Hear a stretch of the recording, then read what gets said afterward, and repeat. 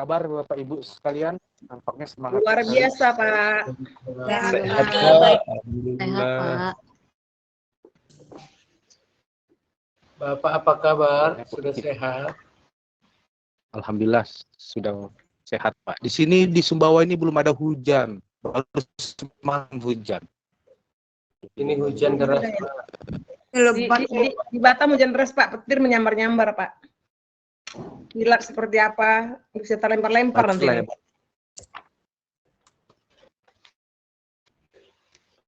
Berarti banyak yang ke barat. Baiklah.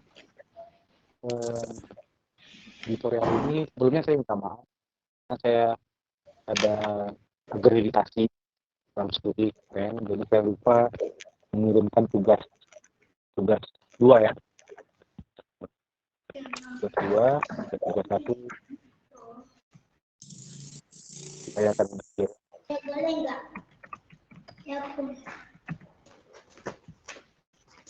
Baru mau dikirim kan, Pak? Bukan sudah dikirim kan, Pak? Apanya tugasnya? Ah, tugas 2-nya.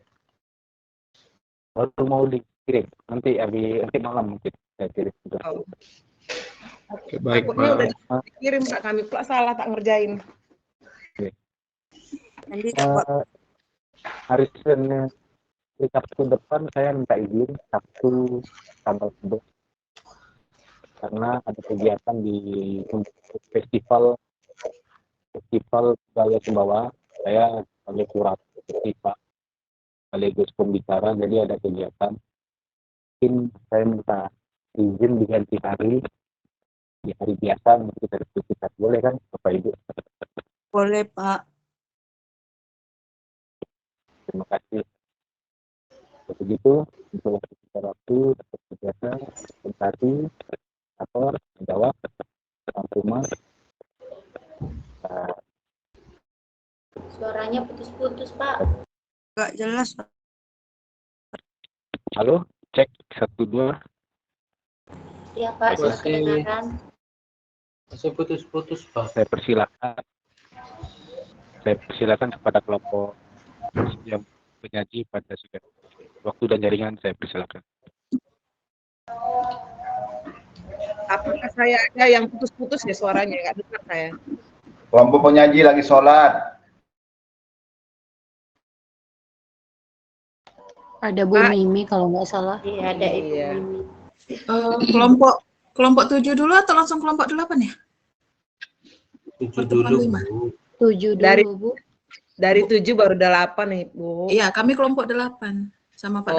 Darwis. Sabar ya, Bu Mimi. Kita tunggu aja dulu, Bu.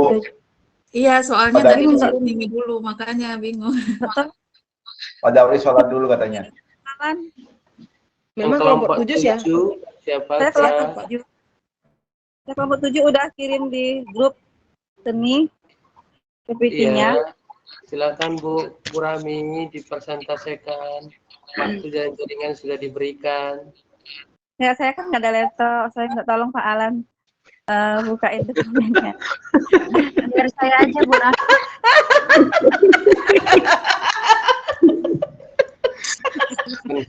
Kenapa ngomong dari tadi? Pak Alan, dari tadi harus dia ngomong. share dulu. Imut kali Bu Laiba. Apa? Iya. Pak, izin Pak, sebelum ke ke penyaji, izin saya Januari Pak masih di tempat kerja, izin sambil pulang saya jalan Pak ya. Oke, Terima kasih, Pak. Bapak Ibu udah disajikan, silakan Bu Rami. Oh, baiklah. Baiklah, ini penampilan dari kelompok 7, yaitu judulnya Penciptaan Tari Anak di SD. Modul 7 oleh kelompok Rahmi, Nari, dan Bu Nel Fitri. Pada yang pertama, silahkan dibacakan oleh Bu Nel. Boleh Bu Nel, silakan dibacakan. Terima kasih, Bu. Baiklah, Kak, saya akan membacakan modul 7 KB1, yaitu tujuan pembelajaran seni di SD. 1. Menjelaskan proses penciptaan tari. 2. Menjelaskan konsep gerakan tari. 3. Menjelaskan sumber tema tari. Lanjut, Pak.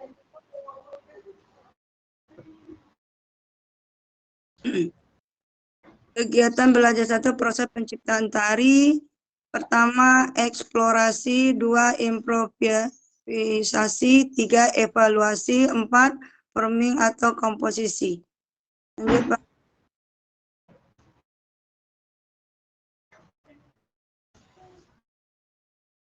Satu, eksplorasi. Eksplorasi adalah tahap awal yang dilakukan seseorang dalam menyusun tari. Dalam tahap ini meliputi berpikir, berimajinasi, merasakan, dan merespons suatu objek untuk dijadikan bahan dalam karya tari.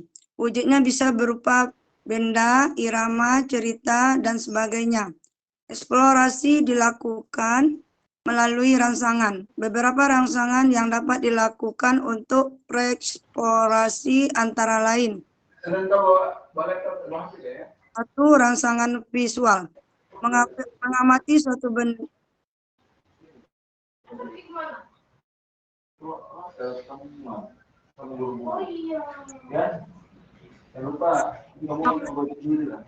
Benda jadikan objek pengamatan.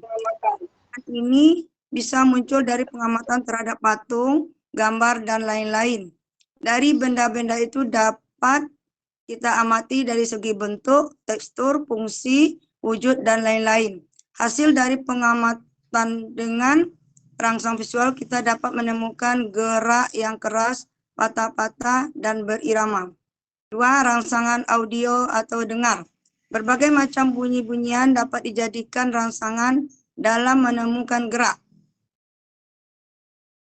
Yang termasuk rangsang audio antara lain untuk iringan tari, musik-musik daerah, semua kentongan, lonceng gereja, suara yang ditimbulkan oleh angin, dan suara manusia. Gerak-gerak yang dapat diperoleh dari pengamatan ini antara lain gerak mengalun seperti angin, gerak yang lembut, dan lemah gemulai. 3. Rangsang gagasan atau ide. Gagasan atau ide sangat membantu dalam berkarya tari.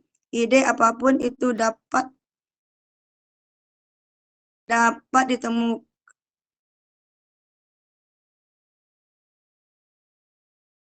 ditemukan. Gagasan atau ide sangat membantu dalam berkarya tari. Ide apapun itu dapat dijadikan rangsang untuk menciptakan gerak. Rangsangan kinestetik. Lanjut, Pak. Belum, Pak.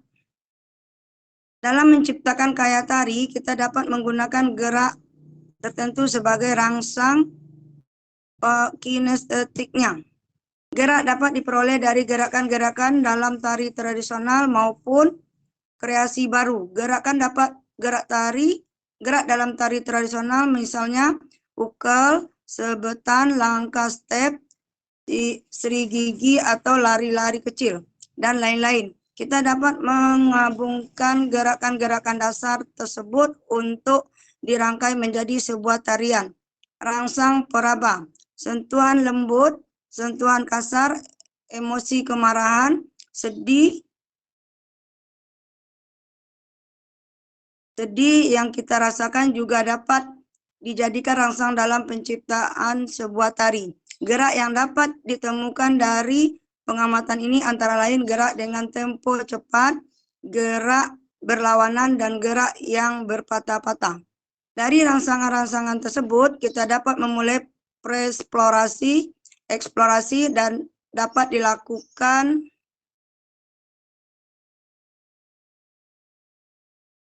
turun lagi, Pak.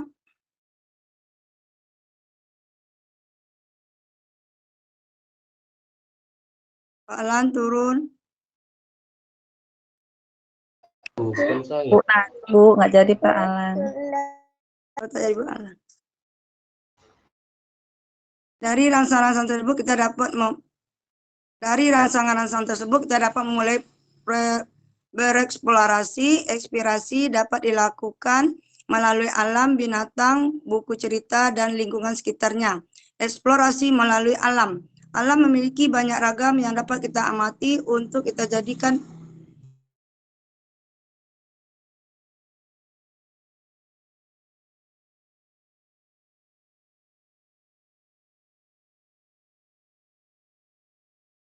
untuk kita jadikan gerakan-gerakan dalam penciptaan tari. Cobalah kita keluar kelas, lihatlah sekitar kita, amati sebuah pohon, ada gerakan berayun, bersentuhan, melayang, bergandengan. Dari sini kita bisa menemukan gerakan seperti menggerakkan kedua tangan kita berayun, bergantian tangan kanan dan kiri, atau kedua tangan lurus ke atas berayun ke kanan dan ke kiri. Bisa jadi gerak tangan uke sambil berputar di tempat pergantian tangan kanan ke atas dan tangan kiri ke bawah, serta sebaliknya. Tetapi jangan lupa bahwa gerakan yang kita ciptakan harus sesuai dengan tema yang sudah ditentukan. 2. Eksplorasi melalui binatang. Binatang dapat kita amati dari wujud, jenis, suara, dan tingkah laku. 1. Contoh, kita ingin menciptakan tari kupu-kupu. Perhatikanlah kupu-kupu dari wujud, jenis, dan tingkah lakunya. Kemudian kita terapkan pada diri kita untuk dijadikan sebuah gerakan seperti kupu-kupu terbang, diam dengan mengepakkan sayapnya, dan lain-lain. Nah, dari sini kita sudah menemukan gerakan untuk kemudian disesuaikan dengan musik pengiring. 2. Eksplorasi melalui buku cerita anak. Beragam buku cerita anak-anak dapat kita amati untuk dijadikan gerak tari. Jika kita mengeksplorasi buku cerita anak, mulailah mencari tahu bagaimana karakter tokoh dalam cerita tersebut. Hal ini akan memudahkan kita dalam melakukan pengamatan. 3. Eksplorasi melalui lingkungan sekitar. Lingkungan sekitar kita banyak ragamnya yang dapat kita jadikan sebagai karya tari dari bentuk, warna, serta fungsinya. Contoh, gitar beragam pandangan orang akan gitar. Ada yang melihatnya sebagai alat musik, ada yang melihatnya sebagai bentuk tubuh ideal seorang wanita. Ada pula yang melihatnya sebagai hiasan saja. Nah, dari gitar inilah kita dapat menciptakan gerakan dengan mengambil aura gitar untuk dijadikan gerakan agar dapat tercipta tarian yang kita inginkan. Pastinya sesuai tema yang sudah ditentukan. 2. Improvisasi adalah pengalaman spontanitas mencoba-coba atau mencari-cari kemungkinan ragam gerak yang telah diperoleh pada waktu eksplorasi. Dari setiap ragam gerak yang dihasilkan pada waktu eksplorasi dikembangkan dari aspek tenaga, ruang, atau tempo dan ritmenya, sehingga menghasilkan ragam gerak yang sangat banyak. 3. Evaluasi. Evaluasi adalah pengalaman untuk menilai dan menyeleksi ragam gerak yang telah dihasilkan pada tahap improvisasi. Dalam kegiatan ini, penata tari mulai menyaksi dengan cara membuat ragam gerak yang tidak sesuai dan memilih ragam gerak yang sesuai dengan gagasannya. Hal inilah yang akan digarap oleh penata tari pada tahap komposisi. 4. Forming atau pembentukan gerak atau komposisi. Komposisi adalah tahap pembentukan gerakan-gerakan yang sudah pasti diperoleh tetapi belum membentuk sebuah karya tari utuh. Kebutuhan membuat komposisi lahir dari hasrat manusia untuk memberi bentuk pada apa yang ditemukan dalam eksplorasi. Langkah melakukan spontanitas gerak juga penting, tetapi spontanitas gerak hendaknya dipadukan atau ditambah dengan proses pemilihan gerak, pengintegrasian gerak, dan penyentuhan gerak. Kesatuan gerak tersebut dinamakan tari atau bentuk tari. Dalam penciptaan tari terdapat beberapa unsur, yaitu pertama, penata tari. Dalam buku penciptaan tari Sunda, Ius Rusliana menjelaskan, jadi yang disebut dengan pencipta atau koreografer yaitu seniman yang mampu menemukan ide-ide dan konsep garapan yang orisinil menjadi karya tari inovatif. 2. Ide dan kreativitas. Unsur ide dan kreativitas merupakan dua hal yang saling mendukung satu sama lain untuk menentukan identitas dan ciri khas dalam penggarapan sebuah tari. KB2 lanjutkan Bu Rami. Oke, terima kasih Bu Nel. Oke, KB2 saya akan bacakan. Konsep garapan tari itu judul karya tari atau nama tari, sumber garapan, kemudian tipe tari, kemudian mode penyajian, kemudian konsep gerak, konsep iringan atau musik, konsep tata teknik pentas. Next. Mana nih? Oh ya. Oke. Pertama, judul karya tari atau nama tari. Garapan karya tari diberi judul yang sesuai dengan tema atau cerita yang dipilih, atau bentuk drama tari maupun bentuk tari tunggal, pasangan maupun kelompok. Judul tari merupakan gambaran umum bagi penonton tentang gerak-gerak tariannya. Judul harus bersifat komunikatif dan mudah dimengerti oleh orang banyak. Kedua, sumber garapan. Sumber garapan. Ada beberapa sumber garapan yang dapat dijadikan pijakan dalam menyusun konsep karya tari, yaitu 1. Auditif. Sumber garapan auditif adalah sumber yang diperoleh dari hal-hal yang didengar, misalnya dongeng dari ibu, cerita dari radio atau kaset, wayang, legenda, sejarah, kisah hidup seseorang, dan lain-lain. Jadi, ide dapat muncul dari hal-hal tersebut. Kemudian kinestetik. Sumber garapan kinestetik adalah sumber garapan yang berasal dari gerak.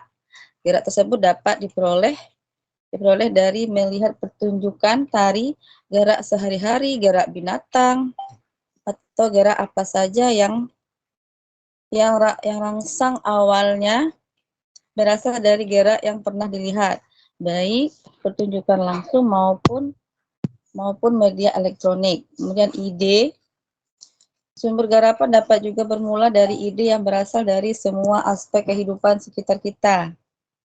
Lingkungan alam, satwa atau fauna. Ide juga dapat berangkat dari mimpi, angan-angan, ataupun gagasan hati dan pikiran. Orang biasanya mengatakan sebagai ilham. Kemudian tertulis, sumber garapan ini merupakan langsung awal dari yang berasal dari sumber tertulis, misalnya buku cerita, komik, cerita babat, biografi, cerpen, puisi, dan sumber lain dalam bentuk tulisan. Dan yang ketiga, tipe tari. Garapan tari dibedakan menjadi 4 tipe sebagai berikut. Drama tari. Drama tari adalah suatu karya tari yang mengungkapkan suatu cerita yang dalamnya terdapat beberapa tokoh yang kehadirannya memiliki arti, punya peranan yang bersifat kausal atau sebab akibat. Seperti drama tari dengan cerita Malin Kundang, Ramayana, Kartini, dan lain-lain. Dalam cerita tersebut ada beberapa tokoh yang harus dimunculkan dan masing-masing tokoh memiliki peranan yang saling berhubungan. Kemudian ada dramatik. Karya tari dengan tipe dramatik adalah karya tari yang mengandung unsur cerita meskipun dalamnya tidak menggambarkan tokoh-tokoh tertentu. Misalnya tari tenun atau tari batik menggambarkan gadis yang sedang menenun atau sedang membatik.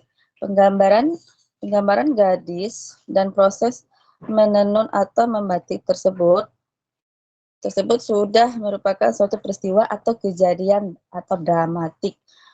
Kemudian komik, suatu garapan tari yang bersifat komikal, misalnya tari karya Didi Nini Towo berjudul Dwi Muka, tari golek kayu atau bentuk tari jenaka lain.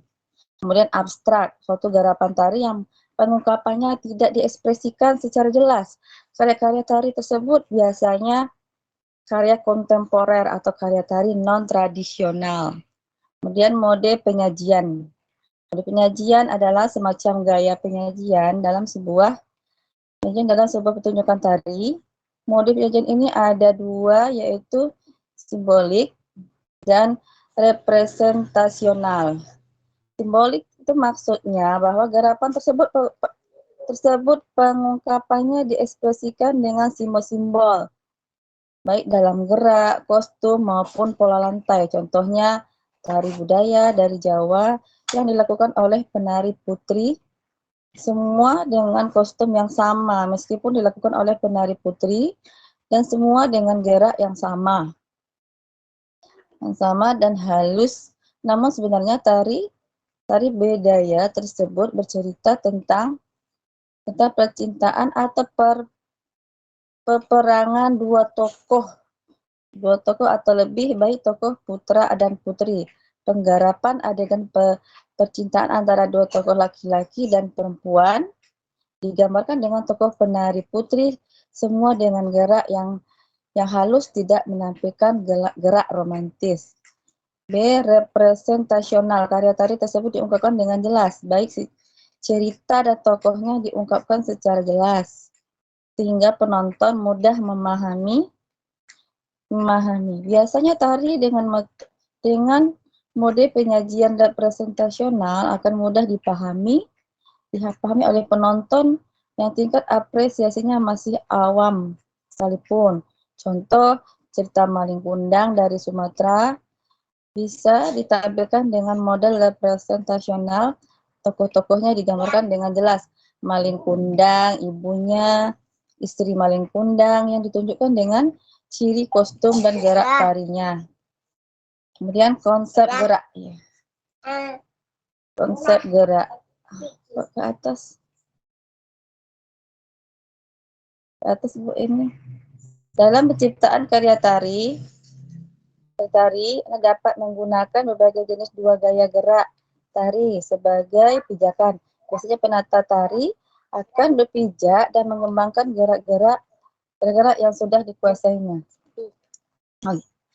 Misalnya, Anda berasal dari Sulawesi, maka konsep gerakannya akan berpijak pada gerak-gerak dan pengembangan gerak tari yang berasal dari Sulawesi. Dalam penggarapan gerak, pasti akan ada transisi, yaitu perpindahan dari pola lantai atau posisi satu ke pola yang lainnya. Usahakanlah pergantian pola dilakukan secara halus. Artinya, jangan menggunakan gerak transisi semata-mata untuk bergerak menuju ke posisi berikutnya, tetapi gunakan gerak-gerak yang memungkinkan dilakukan sambil bergeser, sehingga tanpa terasa ketika gerak tersebut selesai dilakukan, seolah tanpa disengaja, penari sudah berubah atau berganti posisi. Kemudian 6. Konsep iringan musik. Nah, perlu diketahui bahwa aspek artistik yang menghidupkan karya tari adalah musik. Untuk membuat musik iringan tari ada beberapa cara yang bisa ditempuh oleh penata tari. Yang pertama, hampir sama dengan konsep gerak, maka konsep iringan musik juga dapat berpijak dan mengembangkan musik daerah tertentu sesuai dengan garapan geraknya. Artinya, jika garapan tarinya berpijak pada gerak-gerak tari Minang, maka musik iringannya juga dikembangkan dari musik daerah Minang. Cara kedua yaitu dengan cara editing. Maksudnya garapan tari tersebut tidak menggunakan musik iringan yang sengaja dibuat, melainkan dengan musik-musik yang dalam bentuk pita kaset. Anda bisa memilih berbagai macam musik lalu menyeleksinya sesuai dengan gerak-gerak Satu deh. tari, Baik, untuk gerak tari lebih yang efektifnya dibuat. waktu yang Kemudian diberikan lakukan kepada editing kami kelompok 4 sehingga langsung diperoleh saja. musik Ruang iringan ya, dan tari sudah yang disampaikan sesuai contoh-contoh dengan konsep gerakannya. Dalam proses sambungan harus memperhatikan segi estetiknya atau pergantian antar jenis musik dan irama sehingga tidak tampak seperti tempelan atau gabungan musik yang tanpa makna.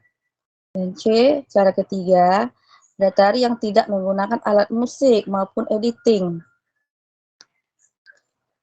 tetapi menggunakan musik internal, yaitu musik yang suaranya berasal dari anggota badan manusia, misalnya suara penari, tepukan tangan di paha, seruan atau teriakan penari. Suara internal bila diolah sedemikian rupa bisa menjadi musik iringan yang indah, contohnya tari saman atau tari sedati dari Aceh, banyak menggunakan musik internal dengan tepuk-tepukan tangan dan paha serta teriak-teriakan.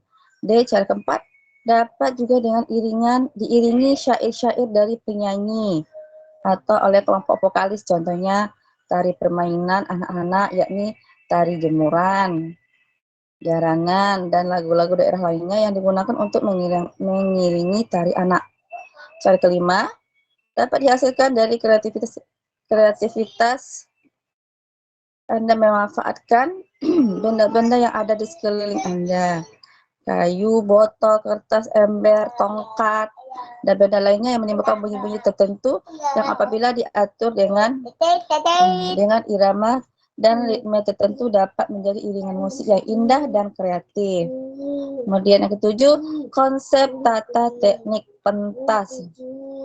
Tata teknik pentas menyangkut tempat pertunjukan yang akan digunakan, penataan tata letak panggung, dekor, properti, tata lampu, dan sebagainya yang semuanya menyangkut hal-hal artistik panggung. Kemudian tempat yang digunakan jenis proscenium atau arena pentas, lapangan atau pendopo. Dan dekor atau latar belakang panggung dapat berwarna hitam, putih, atau abu-abu. Untuk tata panggungnya, apakah panggung menggunakan setting, misalnya tiruan gapura, trap, dan sebagainya, atau tidak menggunakan sama sekali, panggung kosong, tidak ada setting. Seperti apa saja yang digunakan, misalnya penggunaan keris, tongkat, kain, busur, sapu tangan, dan sebagainya. Tata lampu menggunakan penerangan listrik, petroma, atau obor. Untuk drama tari, desain lampu disesuaikan dengan adegan atau ceritanya.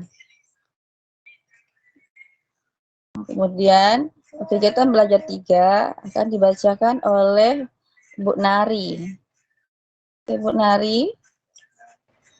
Baik Ibu, terima kasih. Saya melanjutkan KB3 yaitu sumber tema. Seperti tema cerita rakyat tentang binatang, alam, kegiatan sehari-hari, dan suasana hati. Kemudian tema gerak, biasanya gerak kaki, gerak tangan, gerak badan atau torso, gerak kepala. Tema adalah suatu pesan yang ingin disampaikan kepada penonton atau siapa saja yang memang tertarik pada seni tari. Yang A yaitu tema cerita. Langkah awal menyusun tari yang sederhana dapat dilakukan dengan melakukan pemilihan tema cerita. Sumber-sumber yang dapat dipakai sebagai materi tema tari adalah sebagai berikut. Yang pertama yaitu binatang.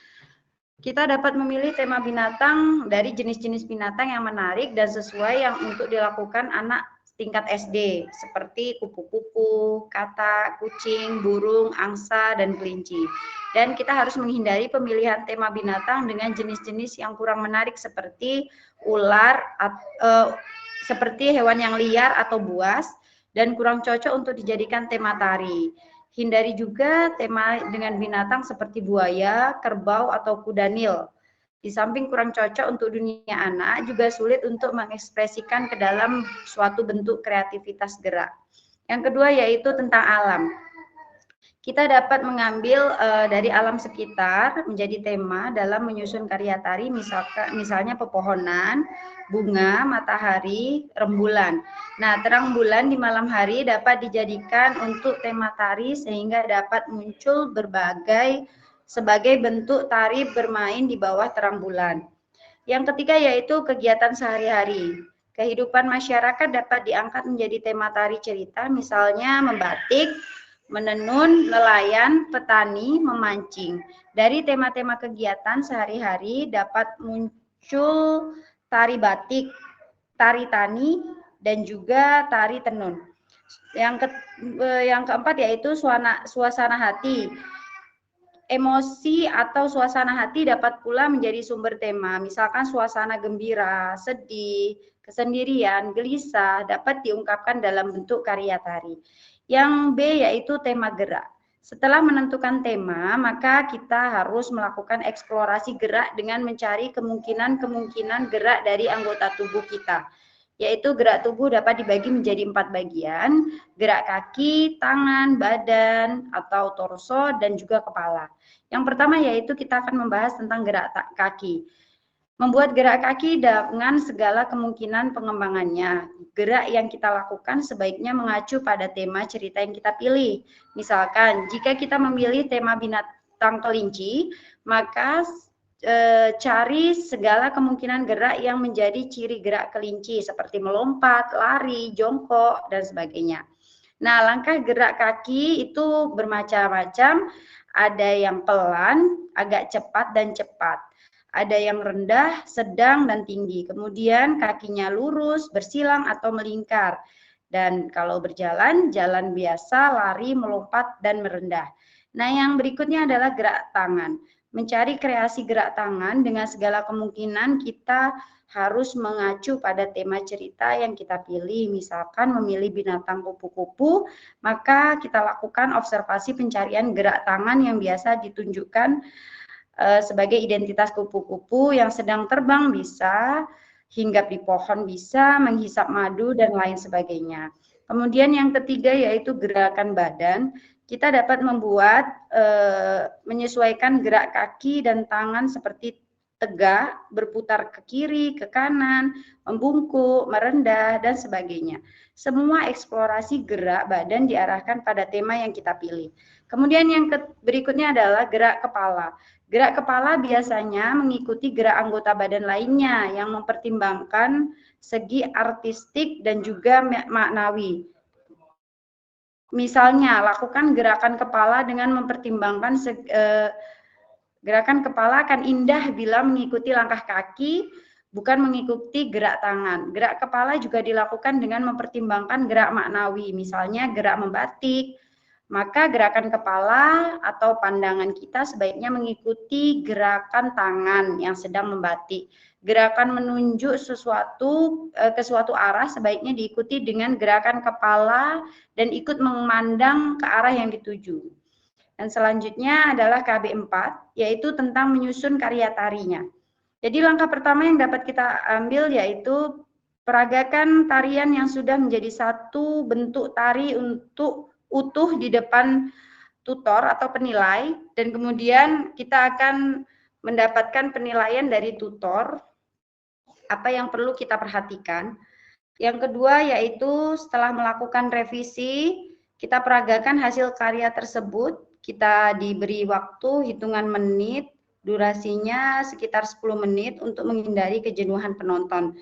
Yang ketiga yaitu setelah tari tampak bentuknya, kita akan memulai merancang musik yang akan kita gunakan. Kita melakukan proses editing, mengisi gerakan, internal, dan musik alternatifnya bagi apa saja. Yang terakhir yaitu langkah keempat, merancang rias atau busana yang kita gunakan dalam karya tari. Riasan kita juga harus sesuai dengan tema tari dan gerakan tari. Baik, sekian dari kelompok kami. Silakan kembali lagi ke Bu Rahmi. Oke, terima kasih Bu Nari. Demikianlah penampilan dari kelompok kami. Untuk pada kali ini diberikan kesempatan untuk bertanya pada teman-teman, 2 penanya. Oke, penanya ya, boleh. Oke, boleh yang pertama, siapa dulu? Bu Susi. Oke, silakan kepada Bu Susi untuk bertanya. Terima kasih ya Bu Rami, terima kasih kepada kelompok yang memberikan kesempatan. Ini berhubungan dengan tari ya Bu ya. Kan ada tari modern dan tradisional ya Bu ya. Kebetulan ada satu sekolah, dia punya apa Bu? Punya tutor tari ya, atau misalnya guru ekskul tari kan. Halo Bu, dengar ya Bu? Iya Bu, lanjut Bu. Iya, lanjut. Iya, saya mikir selama ini kalau misalnya seorang sudah kalau dibilang sebagai tutor untuk tarian ya, dia khusus gitu di sekolah itu untuk mengajar anak-anak dalam bidang seni tari gitu ya Bu ya. Nah, yang saya lihat memang untuk menciptakan koreo itu dia bagus adanya ya. Koreo itu kan misalnya untuk gerak-gerakannya, ininya cemerlang sekali. Nah, tapi untuk apa ya, power badannya itu atau misalnya saya pikir kalau sudah dia apa pintar bikin koreo berarti dia enak kita lihat kan misalnya kalau dia dance kan dia apa patah-patah gitu atau misalnya mengundang kalau kita lihat enak gitu. Tapi ternyata tidak gitu, Bu. Nah, padahal saya pikir kan selama oh kalau dia sudah seorang itu kan bukan seorang tutor tari atau memang khusus di bidangnya dalam guru tari gitu, berarti dia untuk bikin kalau di koreo dia bisa, pikiran saya berarti dia untuk menarikan itu hidup gitu ya Bu, tapi ternyata saya salah. Ya bagaimana itu Bu, menurut pandangan dari kelompok penyaji, apakah itu nggak berbanding lurus ya Bu ya? Menciptakan koreo sama badannya itu mampu menarikan apa yang diciptakan dia gitu. Terima kasih Bu. Oke, terima kasih Bu Susi pertanyaannya. Kemudian lanjut pertanyaan yang kedua oleh siapa? Bu Hedi tadi dulu nih. Bu Hedi. Baik Bu, terima kasih Bu Rahmi. Saya mau bertanya sedikit aja, ya. Bukan bertanya sih, kita diskusi aja ya, mana tahu Ibu ada pernah punya pengalaman atau bagaimana di sekolah. Di sekolah saya itu kan ketika kami akan melakukan pertandingan-pertandingan ya antar kecamatan, kota, provinsi, pasti saya akan memanggil seorang guru tari profesional, mengajarkan mereka selama 3 bulan. Dan bayarannya lumayan cukup sedikit mahal lah ya. Tapi memang dia bagus gitu ya. Nah, kalau menurut Bu Susi tadi itu dia mengajar Korea itu bagus. Apa sesuai dengan badannya? Tapi saya rasa Bu Susi ya, itu berkaitan juga dengan pertanyaan Bu Susi itu ya. Guru tari saya ini seorang laki-laki nih. Dia tahu semua tari dance modern, tari kreasi antara tari kreasi daerah dan ke modern itu dia bisa menciptakannya, menyatu-nyatukannya. Nah, namun yang mau saya tanyakan di sini, saya suka sih nengok dia ya, dia walaupun dia laki-laki saya suka karena apa? Enak sih dia kalau dance tuh enak, kalau nari enak, pas. Kalau saya rasa pas sesuai dengan yang seharusnya yang dia ajarkan. Yang saya mau tanya itu ketika si penari tadi, guru tari tadi ini membuat sebuah karya tari buat seperti kalau kita FLS2N ya, itu di kita ini daerah kita lah gitu ya. Pertama kan harus kita pertandingkan di kecamatan, baru masuk ke kota, baru masuk ke sampai kota aja, provinsi tidak kayaknya. Nah, jadi konsep bagaimana dia cara menciptakan konsepnya itu ya. Kadang-kadang saya bicara dengan dia, nanya-nanya, sebenarnya saya mau korek-korek juga sih. Bagaimana sih kok bisa tiba-tiba dapat ide dirimu ya, saya bilang, saya panggil karena dia masih muda ya, dirimu kok tiba-tiba dapat aja ide harus begini. Apa sih konsep tari yang kamu ciptakan itu? Bagaimana cara kamu membuat konsepnya itu dalam menyatukan sebuah tarian modern ke tarian tradisional. Jadi dia menjadi tarian kreasi modern gitu ya. Nah, seperti apa caranya? Karena dari si guru tari tadi ini saya sih mau curi-curi ilmu dia ya, sedikit-sedikit, namun dia tidak mau memberikan sedikit pun keterangan apa dengan dia. Karena mungkin itu ladangnya dia kali ya, ladangnya dia untuk mencari sesuatu gitu. Bagaimana caranya ya Bu Rahmi? Tadi kan kita belajar konsep juga tuh dalam buku ini ya. Saya minta tolong, mana tahu karena Ibu Rahmi kelompoknya sudah membaca duluan, sudah membuat PPT duluan, mungkin dapatlah gitu ya, menyimpulkan. Namun saya kan belum baca, baru hari ini saya lihat kan, wah banyak sekali konsepnya rupanya. Jadi, namun langkah-langkahnya apa yang harus kita buat ya untuk menentukan tarian tersebut. Terima kasih, hanya konsep ya Bu Rahmi. Inti dari pertanyaan, konsep menciptakan tarian anak itu langkah-langkahnya seperti apa? Nah, terima kasih banyak Bu Rahmi. Oke, terima kasih Bu Hedi. Oke, baiklah. Coba mungkin langsung jawab aja ya. Mungkin pada teman-teman kelompok saya ada yang bisa menjawab bagi pertanyaan dari Bu Susi. Ada gimana Bu Nari? Atau Bu Nel? Bu Susi tadi pertanyaannya gimana Bu? Ulang lagi Bu. Ini saya baru catat yang punya Mam Hedi. Iya, apakah itu tidak berbanding lurus ya Bu? Dia pandai menciptakan koreo untuk tarian tersebut, atau misalnya kayak ide-ide untuk gerakannya, tetapi ketika dia menarikan sendiri yang dia ciptakan itu, dia nggak kurang apa ya, nggak power saya lihat gitu Bu. Apakah itu menurut saya? Padahal menurut saya ya harusnya berbanding lurus gitu. Bagaimana menurut pendapat dari kelompok? Apakah itu tidak berbanding lurus? Dia mencipta Korea itu, tapi dia nggak langsung mengena kita lihat untuk apanya, menunjukkan tarian itu gitu. Oke, baik Bu.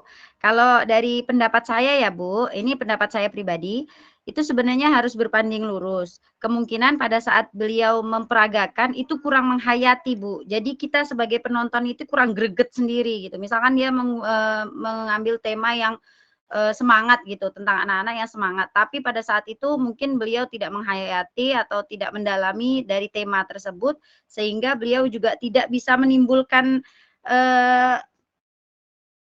pesan sendiri dalam tema tersebut. Gitu sih kalau menurut saya. Mana tahu dari teman-teman yang lain ada yang beda pendapat atau bagaimana? Oke, baik Bu Nari, terima kasih.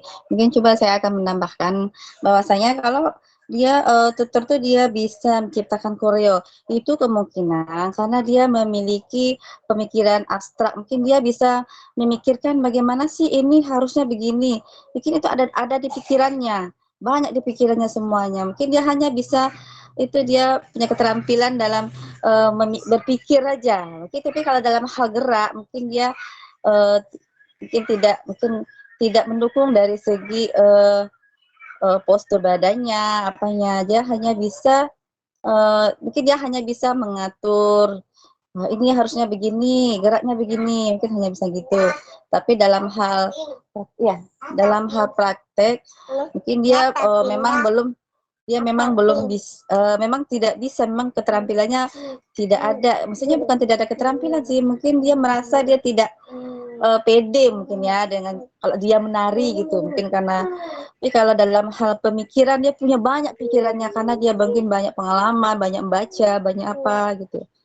Mungkin seperti itu. Boleh saya tambahkan sedikit?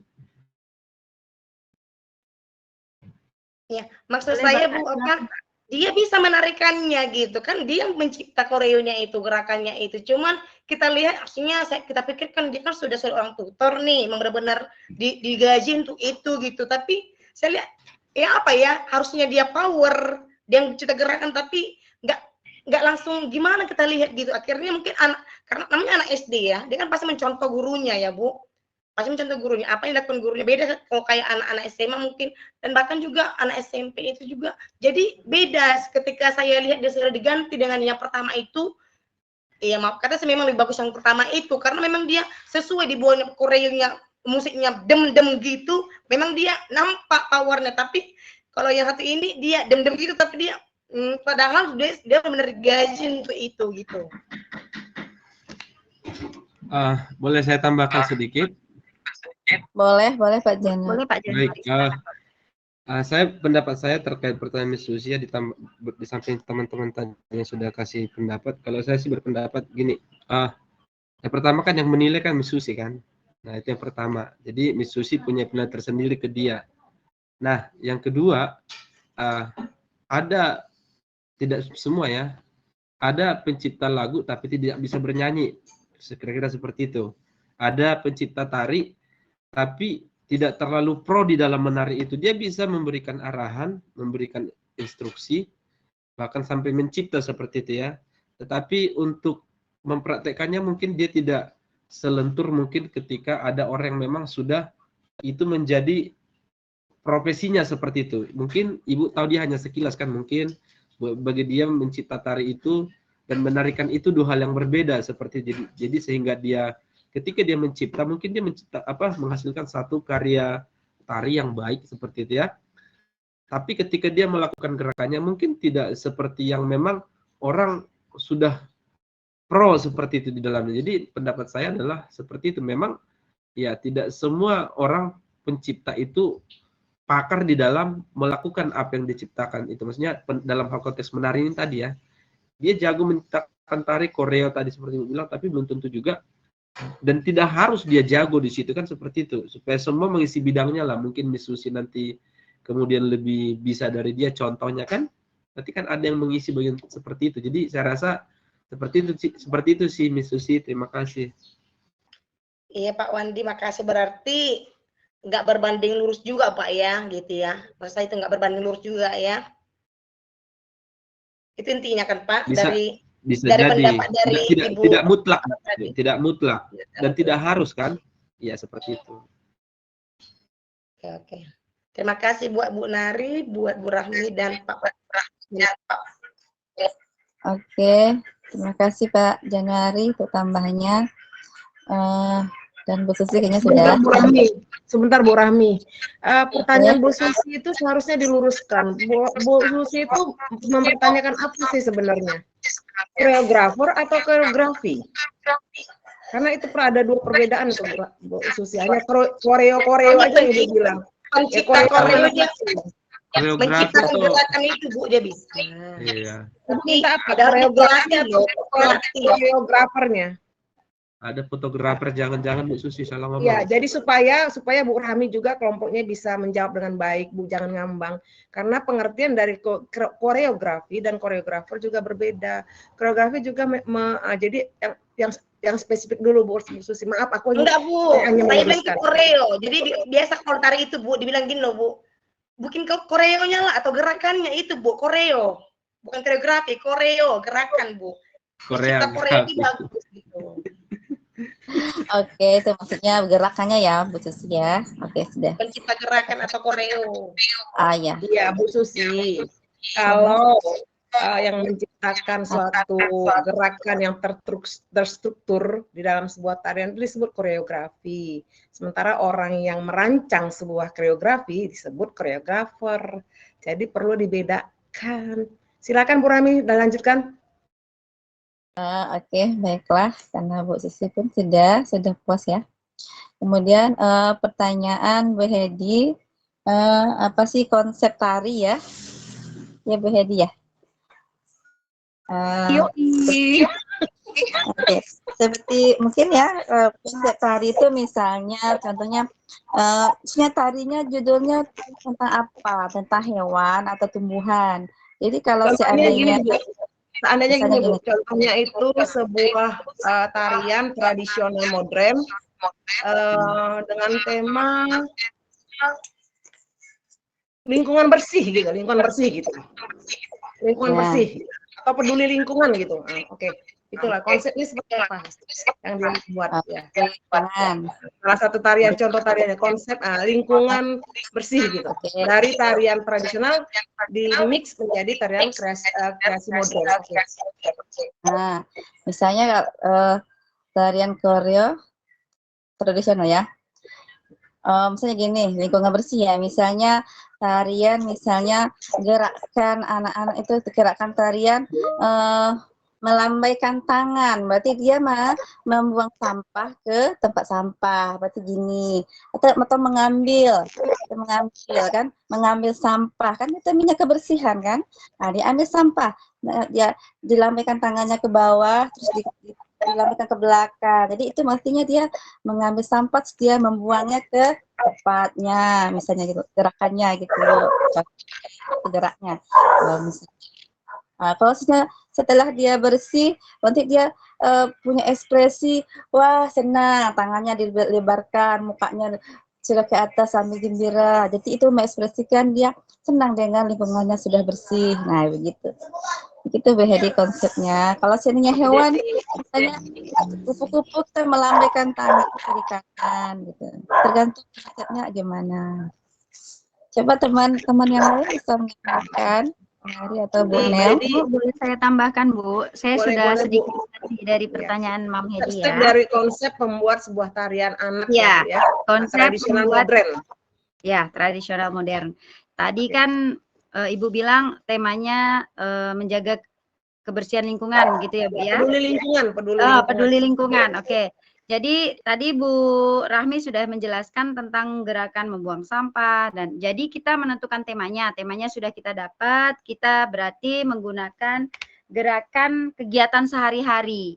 Kegiatan sehari-hari anak-anak apa yang biasa dilakukan agar kita bisa menjaga lingkungan kita?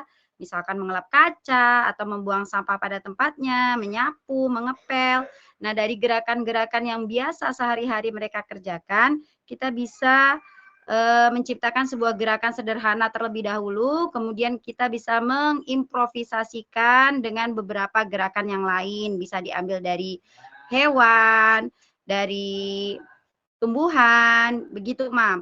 Kemudian baru kita menciptakan atau mencari musiknya yang cocok itu yang bagaimana, begitu sih.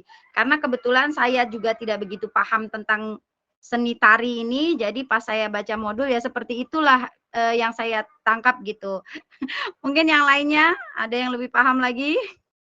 Baik, terima kasih Bu Nari sama Bu Rahmi karena saya suka menciptakan sebuah tarian gerakan. Jadi saya suka sekali, makanya terkadang tuh guru tari yang profesional saya undang ke sekolah, dia suka juga ciri-ciri ide saya. Maksud Ibu seperti apa ya?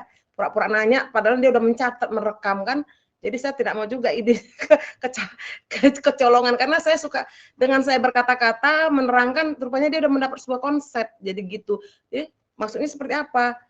Oh, begini, langsung dia mencatat. Nah itu mungkin Ya, itu apakah yang sudah profesional itu sesuatu yang ingin iya. Jadi ketika apa yang saya ucapkan itu yang saya inginkan, nanti dia ketika mengajarkan ke anak saya, loh kan itu saya punya ide gitu kan, kok dia ciptakan menjadi sebuah tarian, berarti dia sudah curi gitu ya. Saya suka sih, saya dengan kata-kata seperti ini, saya bisa menari loh Bu Susi ya, tapi kadang-kadang Ibu Susi bilang, karena itu sebagian dari koreo juga, tapi koreo apa yang Bu Susi maksud tadi kan? Saya koreografernya, saya koreografinya Bu, menciptakan tarian struktur yang akan Jadi kalau di apa itu Bu, sekolah itu kan bikin koreo itu bahasa kami gitu Bu.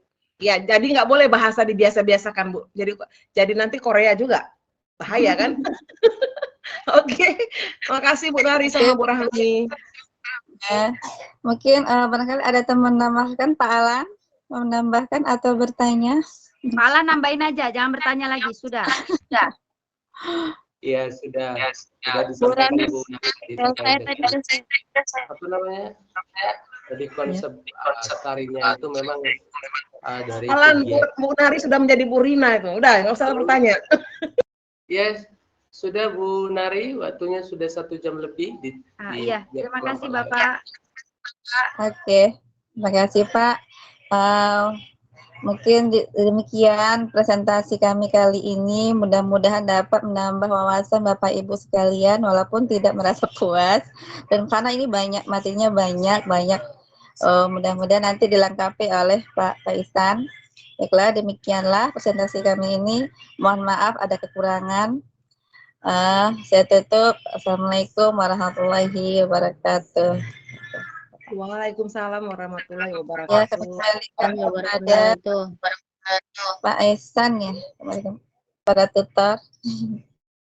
Baik, terima kasih Bu Rahmi dan teman-teman.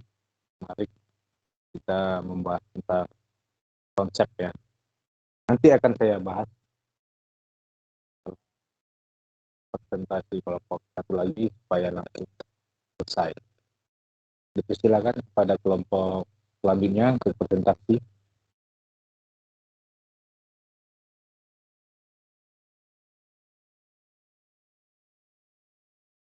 Ayo Pak Darwis. Ya, kelompok Pak Darwis tuh Pak. Pak Darwis, where are you Pak now? Darwis, Please. saya tanya ya.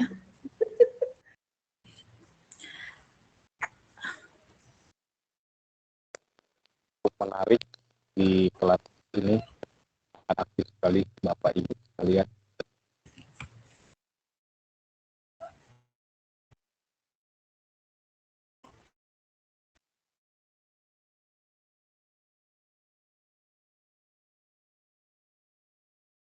Bismillah.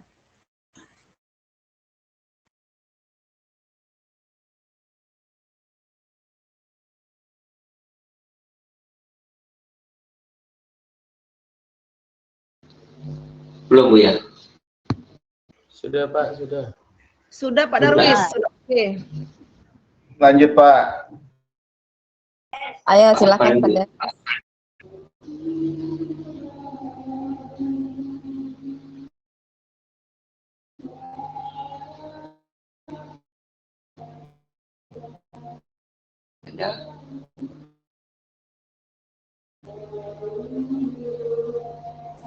Ayo Pak Darwis mulai.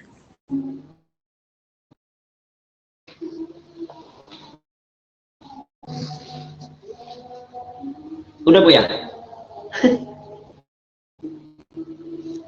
Pak Darwis sudah dari tadi loh tampil layarnya. Oke, nggak apa-apa Pak Darwis, biar saya aja yang buka. Bismillahirrahmanirrahim. Assalamualaikum warahmatullahi wabarakatuh. Selamat sore Bapak Ibu. Selamat sore Bu. Selamat sore Bu. Baik, terima kasih kepada Pak Ihsan telah memberikan waktunya.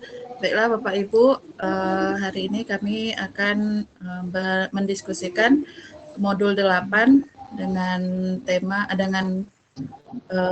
judul modulnya penciptaan karya seni rupa anak SD. Kelompok kami yaitu saya sendiri, Mimi Karlina, dan Pak Muhammad Darwis. Nah, di modul 8 ini ada 3 KB. KB pertama, ayo Pak. Pak Darwis. KB pertama yang menciptakan karya seni rupa Dwi Matra. Karya seni rupa Dwi Matra atau 2 dimensi adalah jenis karya seni rupa yang ditandai dengan ukuran atau dimensi luas, yaitu panjang dan lebar. Oleh karenanya, bentuk karya ini berupa bidang datar. Karya seni rupa Dwi Matra ini contohnya menggambar, seni lukis,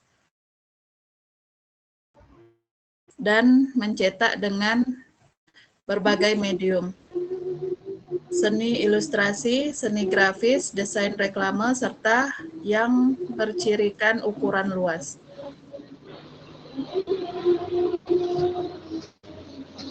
Yang pertama, menggambar. Menggambar alam benda, biasa disebut dengan still life drawing, yaitu menggambar objek berupa benda-benda di sekeliling.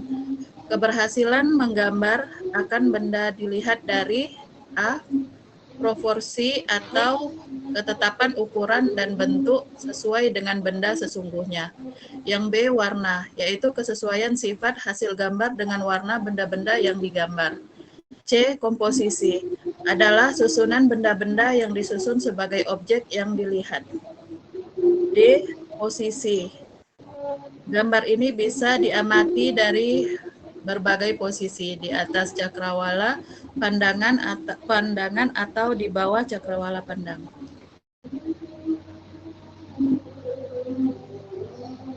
Yang kedua, menggambar model. Istilah ini digunakan untuk menggambar manusia baik dalam posisi diam maupun bergerak. Contohnya gambar foto atau lukisan potret. Ukuran dasar dalam menggambar model disebut kanon tubuh manusia. Yang ketiga, menggambar binatang. Yang keempat, menggambar ilustrasi. Kata ini berasal dari kata ilustrasi yang berarti menerangkan atau menjelaskan. Menggambar ilustrasi termasuk dalam menggambar tematik yang artinya gambar yang mempunyai tema dan cerita yang penuh. Macam-macam dari menggambar ilustrasi adalah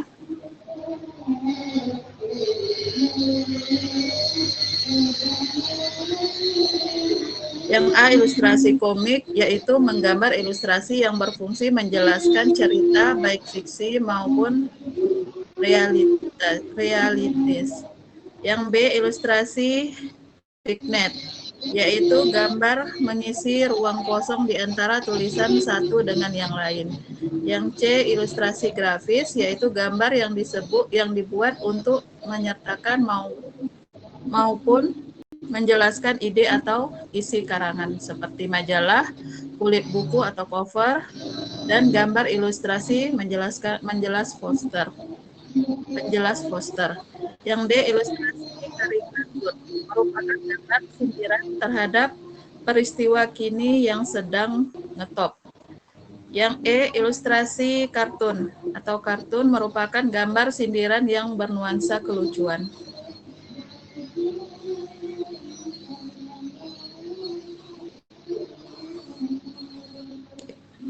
Yang kelima, menggambar pemandangan. Istilah menggambar pemandangan digunakan untuk mengidentifikasi gambar yang mengungkapkan atau berobjek pemandangan alam.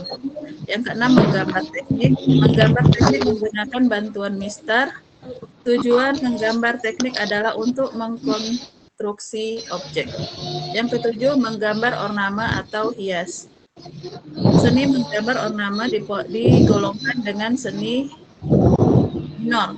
Seni minor merupakan jenis karya seni rupa yang berfungsi memperindah, mempercantik karya seni rupa yang lain. Contohnya kursi ukir, kalung, dekorasi pelaminan pengantin. Baik Bu, biar saya lanjutkan slide selanjutnya Bu ya. Oke. Karya seni ornamen dapat dibagi. A. Ornamen primitif merupakan ornamen geometris karena mendapat inspirasi dari bentuk-bentuk bumi. B. Ornamen tradisional merupakan ornamen hasil dari peninggalan dari suku atau bangsa yang lembaga bentuk kelompok masyarakat. C. Ornamen modern, yaitu ornamen yang menggunakan dasar penciptanya tidak mengikuti pola tradisi melainkan berdasarkan atas rasional kemanfaatannya. Nah, dilihat dari segi kemanfaatannya, mempunyai fungsi. Nah, di sini satu, fungsi hiasan, maksudnya gambar ornamen tersebut untuk memperindah benda, objek, atau yang lainnya. Dua, fungsi simbolik, biasanya berkaitan dengan adat dan kepercayaan. Tiga, fungsi konstruksi, untuk memperindah konstruksi bangunan, furnitur, maupun senjata. Ornamen dapat mengambil ide dasarnya dari beberapa hal diantaranya. A. Tumbuh-tumbuhan, motif vegetal. B. Hewani, animal. C. Alam, natural. D. Buatan artificial. Contohnya, benda-benda buatan manusia seperti kursi, meja, rumah, rumbai, tali, dan lain-lain. Generitis motif diambil dari tiruan alam seperti berbentuk segitiga, awan bergembul, sungai berkelok, dan sebagainya. 2. Melukis mempunyai sifat lebih bebas daripada menggambar. Melukis mempunyai berbagai gaya dan aliran. Gaya ditunjukkan oleh teknik dalam penampilannya, misalnya realis, dekoratif, dan naturalis. Aliran ditunjukkan dengan akhiran isme atau insal, realisme, dadisme, naturalisme, abstraksionisme, dan pop art, optical art, writing art, dan masih banyak lagi lainnya. Sedangkan jika dilihat dari bentuk yang dijadikan materi subjek, lukisan berupa figuratif dan non-figuratif. Berdasarkan sifat kebebasan ini, melukiskan dapat dimanfaatkan untuk mendidik anak menggunakan kreativitas. Misalnya, finger painting, yaitu teknik melukis secara langsung tanpa menggunakan bantuan alat. 2. Teknik tutup, merupakan teknik basah dengan teknik kering. Teknik basah karena menggunakan medium cat cair, dan teknik kering jika menggunakan medium krayon. C. Teknik gores atau biasa disebut teknik tumpang karena awalnya menggunakan krayon, kemudian ditunggu agak mengeras dan selanjutnya digores dengan benda runcing. D. Teknik campur warna kering dan warna basah. E. Teknik gesek benang. F. Melipat atau folder frame. G. Menempel. H. Menerap, mencetak. Contohnya, 1. Cetak tinggi dengan menggunakan klise relief. 2. Cetak sablon dengan menggunakan klise tembus. 3. Cetak klise hilang, yaitu memindahkan gambar cetak kertas yang sudah ada dengan bahan pelarut tinta cetak. Nah, di sini saya akan lanjutkan dengan KB2, yaitu menciptakan karya seni rupa trimatra. 1. Membentuk bahan yang digunakan untuk membentuk seni seperti tanah liat, plasticin, kuas lilin, semen, dan seterusnya. Untuk membentuk karya rupa dengan medium tanah liat dapat dilakukan dengan 3 cara, yaitu 1. Membuat lempengan benda liat kemudian dibentuk menjadi karya. B. Membuat bentuk global kemudian dibutsir kruk. C. Membuat pilin atau bentuk ukiran tali kemudian dibentuk menjadi utuh. 2. Memahat, relief, dan ukir. Membuat karya rupa trimatra dapat memanfaatkan teknik pahat. Medium menggunakan antara lain kayu, batu, dan lain-lain. 3. Merakit dan membangun, merakit atau menyusun benda-benda yang sudah dibentuk terlebih dahulu maupun benda yang belum dibentuk menjadi susunan dan arti baru dari benda tersebut. Karya-karya ini seperti keranjang, sampah, tempat pot, dan lain-lain. 4. Melipat dan melempel. Medium yang digunakan adalah kertas. KB3. Menyusun tugas mencipta karya seni rupa untuk anak SD. Menurut LDC Boyers 1853, pelajaran seni kepada anak hendaknya memperhatikan beberapa aspek, di antaranya 1. Ungkapan jiwa psikologis hati. 2. Pelatihan pembentukan karakter anak. 3. Pengembangan intelektual dan mengandung pendidikan pastinya. 4. Multifungsi. 5. Pendidikan harkat manusia. 6. Pembinaan rasa sosial dan kebersamaan termasuk rasa sosial yang toleransi. Menggambar diorama adalah menggambar kelompok, di mana masing-masing anak menggambar salah satu bentuk hewan, bangunan, keadaan alam, rumah, serta orang dalam bermacam-macam bentuk, usia, dan jabatan, lalu dipotong dan ditempelkan berdiri tegak lurus pada kertas dasar dengan latar belakang keadaan alam. Baiklah, sekian dari presentasi slide kami dari kelompok 5. Kembali ke Bu Mimi Karlina sebagai moderator. Baiklah, terima kasih Pak Darwis. Baiklah, Bapak Ibu, telah kami bacakan presentasi. Untuk sesi pertanyaan, kami buka sesi pertama. Pak Darwis minta tolong dicatat pertanyaannya ya. Atau Bapak Ibu. Iya Bu. Bapak Ibu tolong catat di kolom Oh ya, obrolan catat aja boleh Bu. Ya. kolom Ya. chat aja ya. Baik. Iya. Baik, yang pertama siapa? Pak Gilang. Pak Gilang. Pak Gilang silakan. Pak Gilang jangan panjang kali Pak Gilang. Ya cacat. Terima kasih atas penjelasannya. Yang mau saya tanyakan adalah, saya masih belum paham mengenai apa sih perbedaan dari menggambar dan melukis. Itu saja Pak, tidak panjang-panjang, pendek Pak. Terima kasih. Menggambar dan melukis.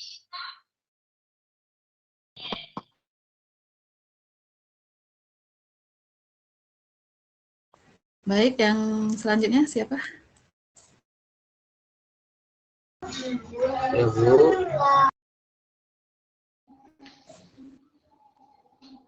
Ya, silakan Pak. Baik, terima kasih untuk kelompok penyaji.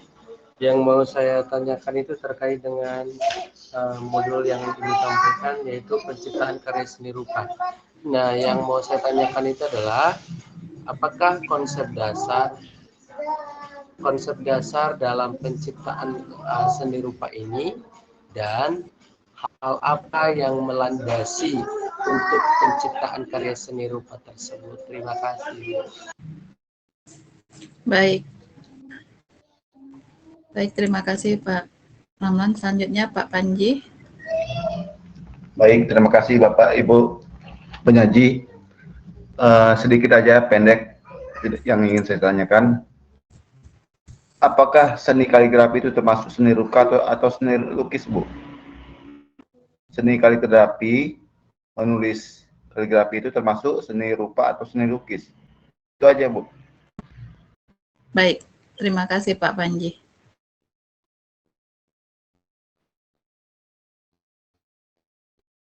Baiklah, kami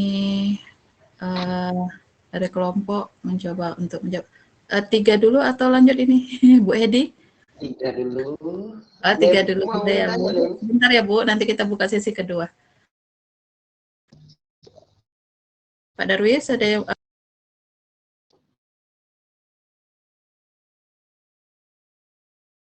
Saya coba jawab pertanyaan dari Pak Panji. Pak Panji?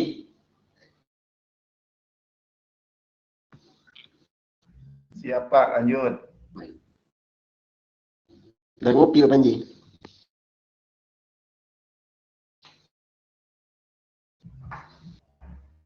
Pertanyaan dari Pak Panji tadi yaitu apakah seni kaligrafi itu termasuk seni rupa apa seni lukis ya Pak? Betul Pak? Salah. Betul. Ya.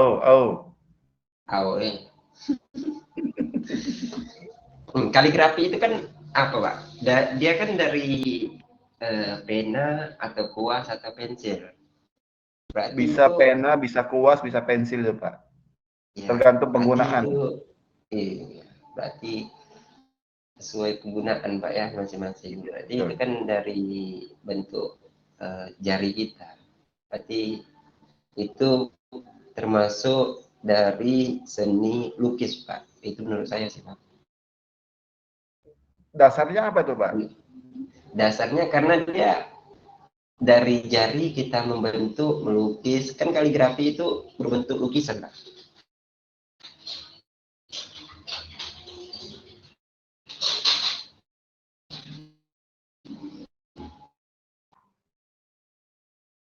Terus apa bedanya dengan menggambar tuh Pak?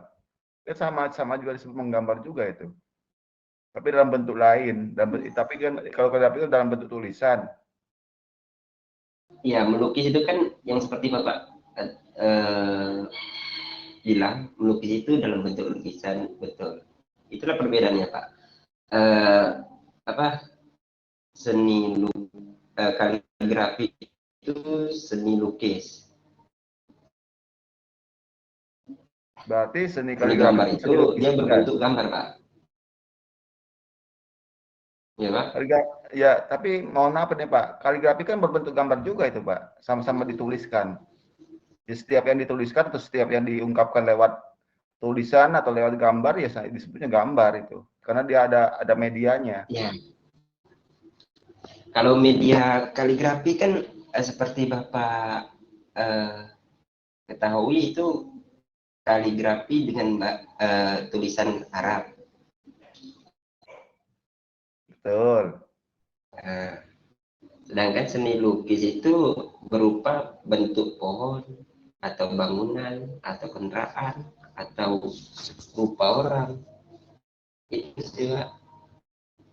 Enggak, maksud saya itu gini, kalau itu kan beda ininya, ilustrasinya aja, tetapi kan penggunaan medianya kan sama itu Pak, sama-sama menggunakan pena atau kuas, sama-sama menggunakan kanvas atau sama-sama menggunakan karton, itu sama.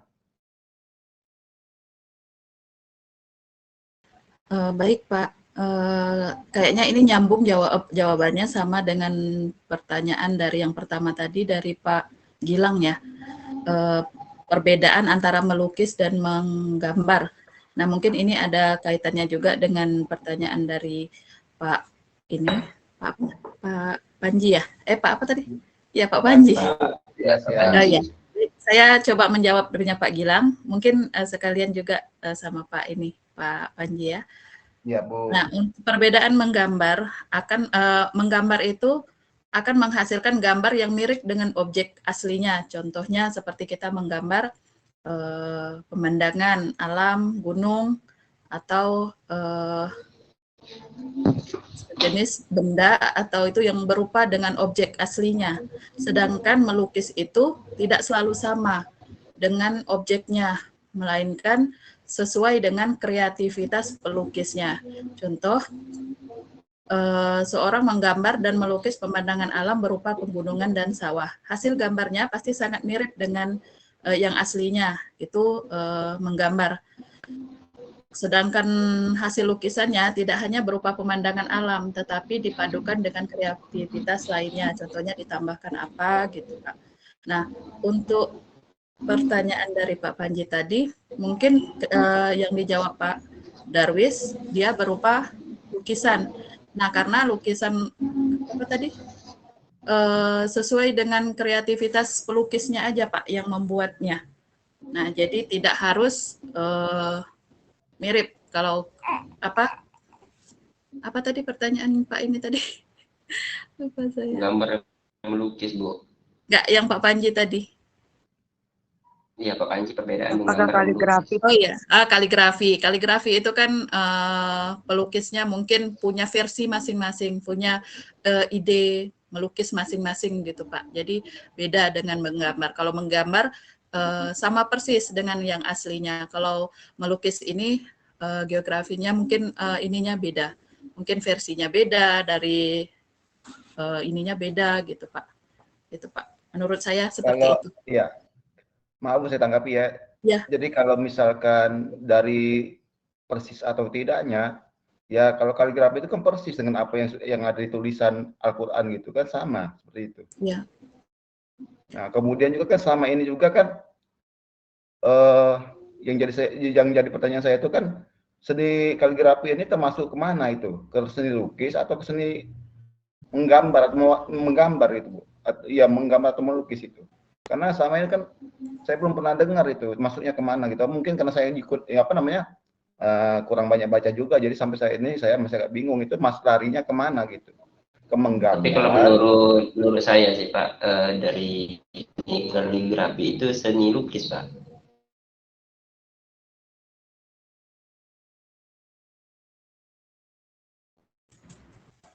Boleh ya, Pak, saya ya? tambahi Pak Darwis, Pak Panji? Ya silakan Bu, lanjut. Baik, dari pertanyaannya Pak Panji tadi, seni kaligrafi itu merupakan seni lukis atau seni rupa begitu ya Pak ya. Jadi kalau menurut saya seni kaligrafi itu termasuk seni lukis. Kenapa? Karena dari pengertiannya dulu Pak, kita ambil seni rupa itu merupakan seni murni terapan yang berbentuk 3 dimensi. Sedangkan kalau seni lukis itu berbentuk 2 dimensi. Contohnya yaitu gambar, sebuah gambar. Misalnya kita mewarnai itu kita sebut dengan seni lukis. Kalau seni rupa itu dia memiliki volume, Pak. Patung itu kita sebut dengan seni rupa. Dia 3 dimensi, begitu Pak. Pak nanti bisa dilengkapi oleh Pak Iksan ya Pak. Terima kasih. Ya Bu, siap-siap. Terima kasih buat Izin jawabannya Bu. menambahkan dong. Karena soalnya di kaligrafi juga kan ada tulisan seni 3 dimensinya juga Bu. Bisa dibikin seni 3 dimensi. Ya udah Bu, itu aja. Nanti mungkin bisa Pak Panji izin menambahkan. coba dipertajam sama Bu Mimi. tutor kita nanti Bu Baik, ya. baik Bu, Terima kasih. silakan. Baik. Baik Bu, silakan menambahkan. Baik, Pak Panji, karena ini kaligrafi, tahu saya yang kaligrafi itu kalau Pak Panji bilang persis seperti yang di Al-Quran, sepertinya kurang tepat karena kaligrafi sendiri kan banyak jenis-jenisnya ya, ada tulisan buku, ada hotnaski dan sebagainya. Nah, jadi itu salah satu bentuk kreasi si kaligrafinya gitu, si pembuat kaligrafinya. Itulah dia lukisan. Jadi bebas berinovasi dan berkreasi dan tanpa menghilangkan kaidah-kaidah yang ada. Seperti itu. Ya. Kalau yang mirip dengan yang ada di Al-Quran itu biasa tulisan buku, tapi yang sering diperlombakan malah yang mushaf atau hiasan. Iya. Tapi yang saya maksud persis itu tulisannya Bu. Tulisannya kan apa yang misalnya di dalam Al-Quran itu tulisan seperti itu ya seperti itu juga. Akan tetapi cara penulisannya berbeda. Memang ada yang hotnaski, diwani, jali dan lain sebagainya. Mungkin itu aja sih Bu. Perbedaannya dari segi penulisannya saja kalau menurut saya.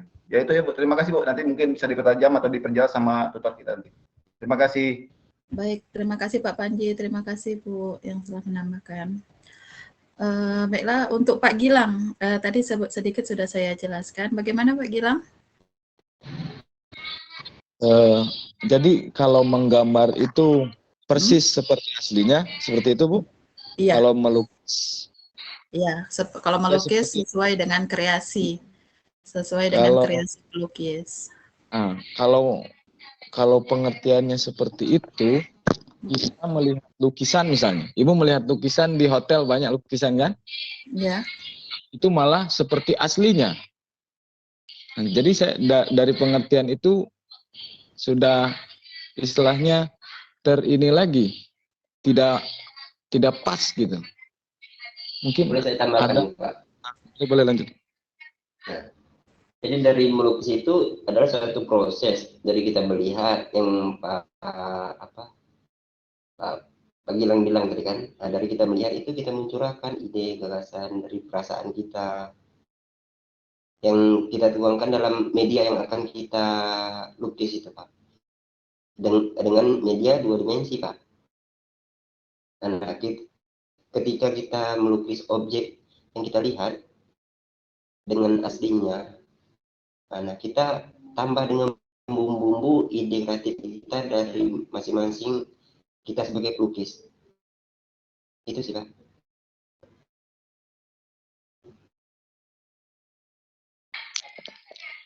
Oke, baik. Terima kasih.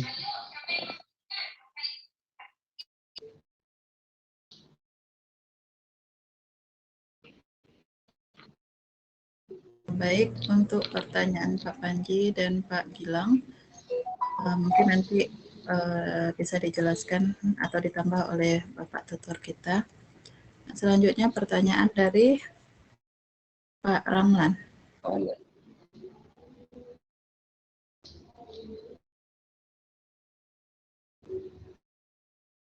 Bisa Bu Mimi, Pak Ramlan lagi bicara. Oh iya, baik Bu. Pak Ramlan, sorry ya Pak Ramlan, kamu lagi bicara tadi. Yang mau saya tanyakan sedikit aja. Sedikit aja, nggak banyak sih. Boleh keluarkan dulu. Apakah ya baik Bu, Pak. Apakah perbedaan apakah graffiti itu termasuk sebuah lukisan atau menggambar gitu? Terus satu lagi, seorang desainer ketika dia mau merancang sebuah pakaian, pengantin atau apa, dia itu menggambar pakai sketsa ataukah melukis? Kayaknya mirip-mirip sama. Terima kasih, itu aja. Baik.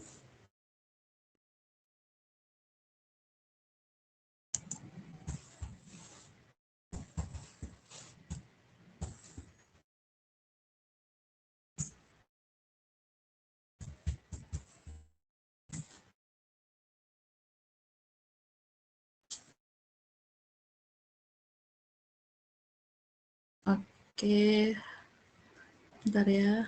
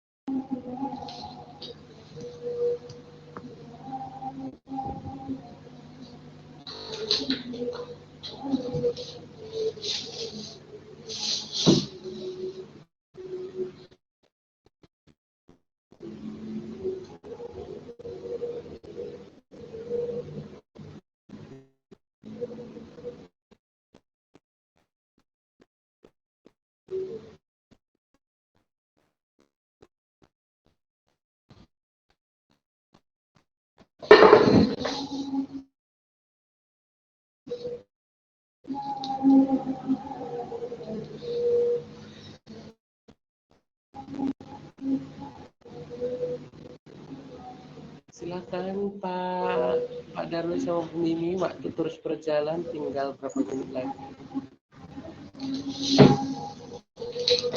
Tadi Mimi di mana, Ibu? Saya tadi keluar, Bu. No? Saya kelempar Bu juga. Mimi. Selesai. Ya, Bu Hedi tadi bertanya, grafiti termasuk menggambar atau melukis? Grafiti menggambar atau melukis? Grafiti kegiatan melukis ya, kegiatan melukis atau menulis di dinding itu atau di tembok.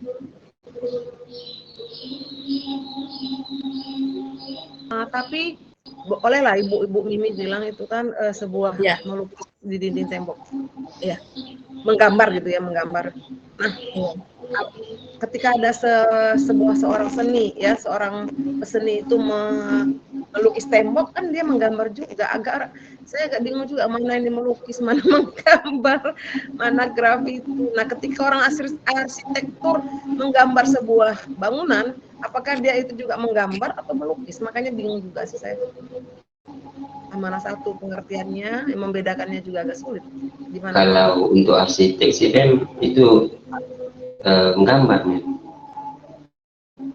Kalau grafiti itu dia lebih ke melukis karena dia lebih ke mengekspresikan hasil seni seseorang.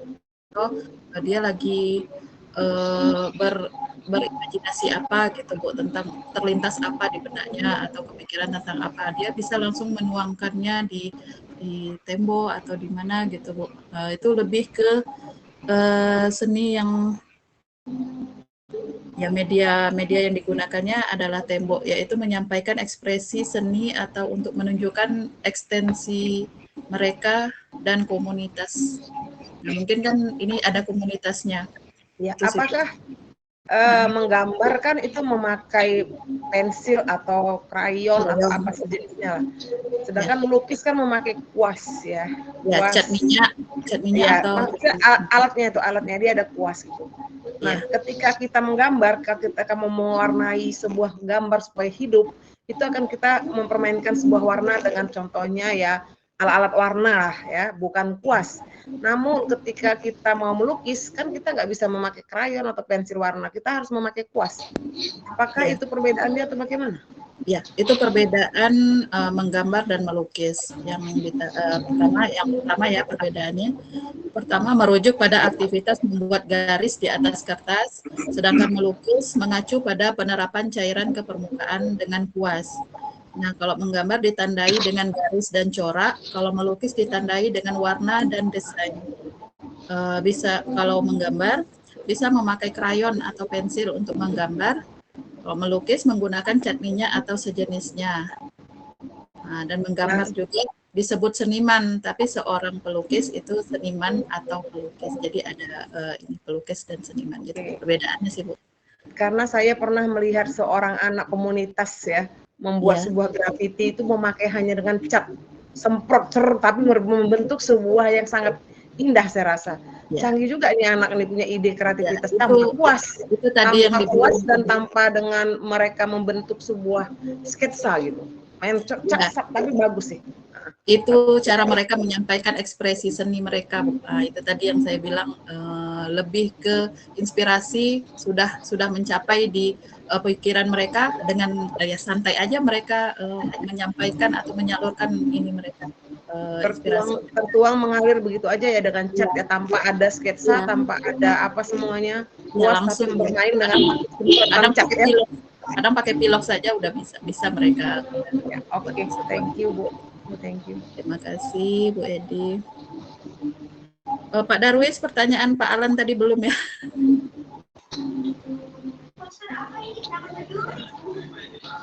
Alan, boleh ulangi pertanyaannya Pak Alan?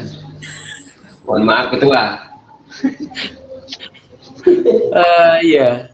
Apa yang melandasi apa yang melandasi atau konsep dasar menciptakan sebuah karya seni rupa? Landasan apa yang digunakan atau konsep apa? Terima kasih.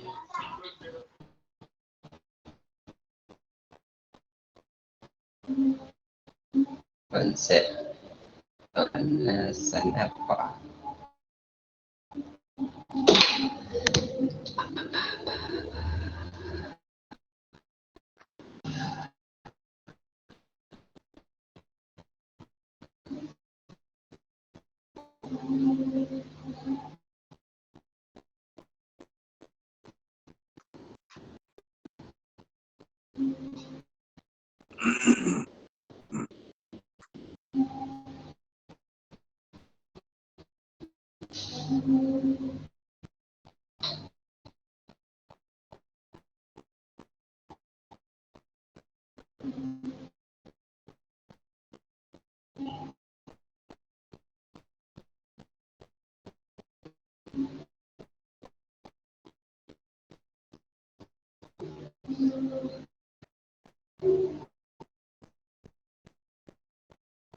Bu Mimi, sudah apa jawabannya? Belum Pak Darwis sudah dapat? Atau Bapak Ibu ada yang bisa membantu atau apa memberi masukan? Konsep. Pak Ripaldi mau bantu. Kau Nilan ya, memang kau bikin sampai maghrib. Iya kan, memang dia ini memang kurang asem. Makanya aku bilang Pak Ripaldi. Tengok Bu Mimi itu sambil nyusuin anaknya di kau. Memang jahat kali memang Pak Alan ini lah. Bukan jahat. Sengaja mau bikin maghrib itu. Pak Ripaldi mau bantu, kan aku Jadi bilang gila tadi jangan panjang, cepat pertanyaan kan selesai. maghrib. Ya udah. Lanjutin sampai maghrib. Nanti jangan bilang Pak Alan waktu-waktu Pak Alan ya. Lanjutnya sampai 7 kita. Pak Darwis, apa tadi pertanyaan Pak Alan? Pertanyaan Pak Alan itu konsep dasar seni rupa Pak. Tadi, sorry. Dari mana kau Supandi? Nggak dengar dari tadi. Pak Supandi, kita biarkan Pak Rivaldi yang jawab Pak, sekalian menutup. Terus dari mana Pak Supandi? Pak Jem, tadi aku bilang baru hidup.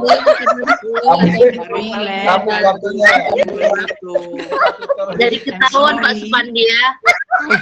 Kami ada rapat jadi. Kau perlu dibikin absen kau Pak Supandi ya. Tadi kau diem aja. Sudah Bapak Ibu, kasih ketutur, sudah sore Bapak Ibu. Kalau nggak gitu nggak rame Pak, ngantuk. Waktu kita tambah terus Alan. Mau nyuci baju lagi Bapak Ibu. Bu Mimis, Pak Darwis, Pak Darwis, give up aja, give up. Back ke Pak Iksan itu aja. Sudah Bu Edi. Ada. Ya, minta tolong sama Pak Ripaldi biar langsung ditutup Bu Mimi sama Pak Darwis. Iya, betul Pak Alan. Matikan mic Bu Hedi, Karena di kampung Pak Rivaldi sudah jam 6 ini. Bu Mimi langsung aja Bu Mimi. Di kampung Pak Ripaldi sudah jam 6 loh. Di kampung Kembali. jam 5. Mana di kampung Bapak itu udah jam 7 malam. tutup aja Bu Mimi. Pak Rivaldi nama malam minggu. Cepat Bu Mimi, minta tolong aja. Udah angkat bendera putih, angkat bendera putih. Bu Nyari yang angkat, Bu Nyari angkat. Jadi mau angkat Ayo. jalan gini kan. Pak Januari mau mencoba menjawab. Jawaban saya kita serahkan kepada tutor kita. Itu saja. Baiklah. Setuju. Jawaban yang aman. Baiklah Bapak Ibu, mungkin pertanyaan Pak Ramlan nanti akan dijelaskan sama Bapak. Mohon maaf Pak. Udah loh, Ya. Baiklah, terima kasih kepada Bapak Ibu presentasi diskusi kami hari ini. Lebih terkurang kami mohon maaf. Dimaafkan karena dijawab langsung Warahmatullahi tutor. wabarakatuh. Terima kasih Pak Tutor. Iya, Waalaikumsalam dimaafkan. warahmatullahi wabarakatuh. Waktunya Pak Alan. Ya, dimaafkan ya. Ya, terima kasih untuk penerimaan waktunya Pak Alan. Itu Pak Darwi sudah malam di kampung Bapak itu. Nanti kayak nggak bisa pulang. Terima kasih Bapak Ibu, presentasinya cukup menarik, seperti pertanyaan duluan telur atau ayam. Tadi yang paling menarik itu perbedaan gambar sama lukisan, terus dari kaligrafi bagian dari lukisan. Tapi sebelumnya saya ingin menarik ke seni tari dulu.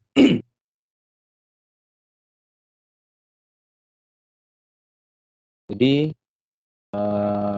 membuat konsep itu kalau dalam dunia seni, terutama di seni rupa, seni musik, seni pertunjukan dan sastra, dibutuhkan yang namanya riset.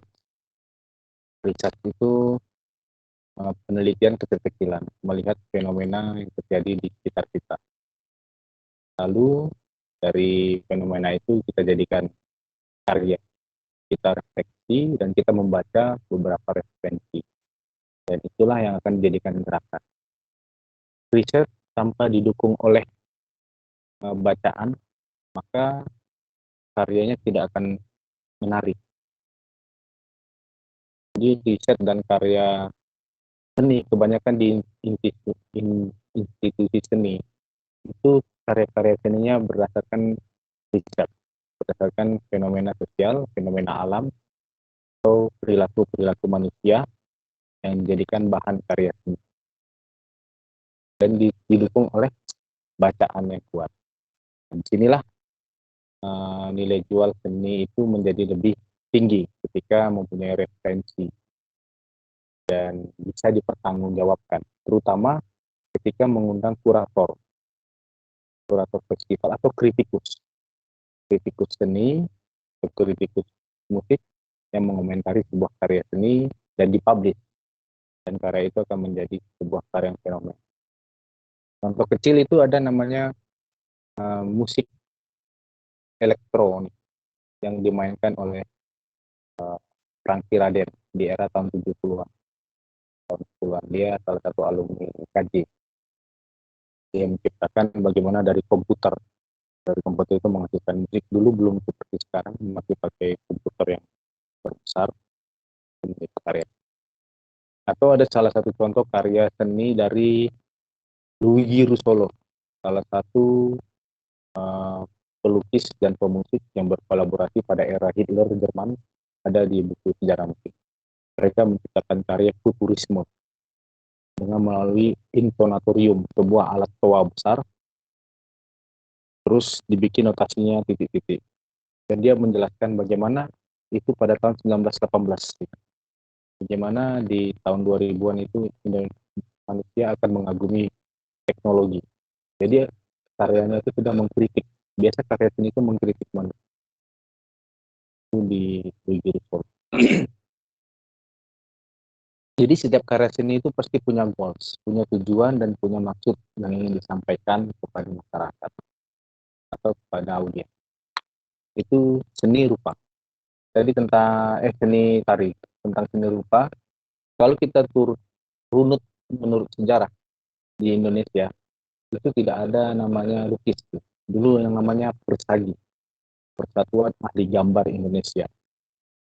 Bagaimana konsep yang dihadirkan itu adalah lukisan-lukisan yang ada di Indonesia, alam-alam yang ada di Indonesia. Salah satu tokohnya Wakidi Muhyindi, tokoh-tokoh Muhyindi. Jadi menggambar pemandangan alam sesuai dengan apa yang di depan mata. Kalau lukis atau fine art itu perkembangan. Tapi sebelum kita bahas lukis, kita tarik lagi dari sejarah. Dulu suku-suku pedalaman sampai saat ini masih ada melukis atau menggambar di gua menggunakan alat-alat dari tumbuhan tanaman-tanaman. Jadi tujuannya adalah sebenarnya gambar itu menceritakan sejarah kehidupan suku pedalaman, bagaimana dia berburu, meramu, dan maka ada yang mengatakan seni yang tertua di dunia itu adalah seni rupa. Seni rupa. Terus apa perbedaannya dengan kaligrafi? Kaligrafi itu masuknya ke seni tulis. Seni tulis. Dan itu pada awalnya di era Utsman bin Affan kalau nggak salah. Dan itu untuk menulis mushaf yang di samping-samping Al-Quran. Jadi sebenarnya istilah-istilah ini tidak bisa kita asal bilang sama atau tidak. Kita harus tahu juga konteksnya. Misalnya graffiti. Graffiti sendiri itu lahir dari vandalisme. Bentuk pemberontakan pada Raja Louis ya, di kerajaan Prancis kalau nggak salah. Bagaimana rakyat itu tersiksa dengan pajak. Para petani diminta pajak yang besar, sementara kerajaan berfoya-foya menikmati hasil dari rakyat. Maka lahirlah vandalisme yang mencoret-coret. Pada awalnya mencoret-coret, anarki. Anarki itu bukan sebenarnya artinya yang seperti orang anarkis. Itu lebih jauh lagi. Bagaimana itu membentuk ekspresi anarki. Nah, ekspresi-ekspresi itu digunakan oleh anak muda di New York atau di Bandung atau di Jogja itu ada grafiti indah. Sekarang lebih keren lagi, ada yang namanya teknik quintilis yang melukis atau menggambar menggunakan titik. Ada yang lewat kopi, ada yang lewat kalau di Instagram atau di YouTube dia malah membuat wajah orang di rambut atau di korek api. Ada juga saat ini malah orang yang sedang melukis itu bagian dari pertunjukan. Orang yang melukis itu ditonton. Kalau dulu pelukis itu tidak mau ditonton, dia ada ruangannya sendiri. Sekarang enggak. Saat dia pameran menghadirkan karya seninya, di situ dia juga melukis. Nah, dia malah senang. Itu bagian dari pertunjukan, namanya performing art. Itu yang jadi hilangnya batas-batas ini menjadikan sebuah seni itu kadang menjadi bias malah. Jadi seni asli itu saling berkaitan. Bahkan di luar negeri itu mencontoh Indonesia misalnya opera Batak. Opera Batak itu bukan musik aja loh, ada dramanya, ada teaternya, ada tarian kompleks di situ di opera Batak. Begitu juga di wayang orang yang ada di Jawa. Jadi seni-seni ini terkadang kita tidak bisa mengatakan ini seni musik, ini terminologi penggunaan kata. Ternyata ini bukan Batak, ini gondang, oh ini gamelan, kelotean, kelonengan istilah Jawa, bukan menggunakan musik malah menggunakan idiom-idiom yang hadir dari masyarakat setempat.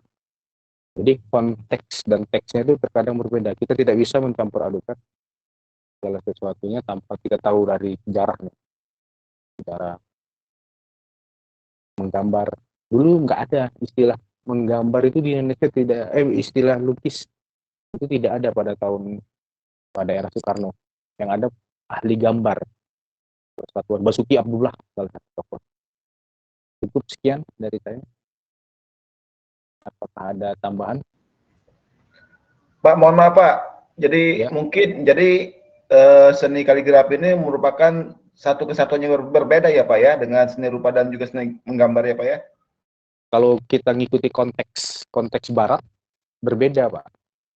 Karena di seni rupa sendiri itu tidak ada di seni kaligrafi itu tidak ada mengatakan seni rupa. Dia mengatakan seni tulis indah. Seni tulis indah.